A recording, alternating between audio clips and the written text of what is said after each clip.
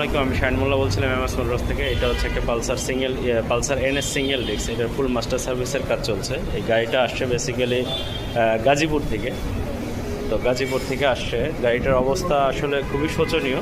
এর মধ্যে master service করতে গিয়ে আমরা দেখলাম সেটা হচ্ছে এটা অনেক কিছুই লাগবে, বল রেসার, শকআপ সিল, তারপরে হচ্ছে চেন সিল। তো এখন যে জিনিসটা আমরা দেখতেছি যে এটা সিল কন্টিনিউ কেটে যায়, কাস্টমারের কমপ্লেন হচ্ছে ভাই আমার সিল থাকে না। তো এই হচ্ছে আসলে সিল না থাকার মূল কারণ। এইখানে বড় একটা স্পট পড়ে গেছে। তো এখন এই অবস্থা যদি আমরা এই গাড়িটার মধ্যে সিল লাগাই, এই সিলটাও খুব দ্রুত কেটে যায়। তো এই সিলটা যদি লংজিবিলিটি সার্ভিস দিতে হয় সেই ক্ষেত্রে অবশ্যই তাকে এই শকআপ রডটা চেঞ্জ করতে হবে। যদি সে শকআপ রডটা চেঞ্জ না করে তাহলে কোনো অবস্থাতে এই সিল টিকবে না।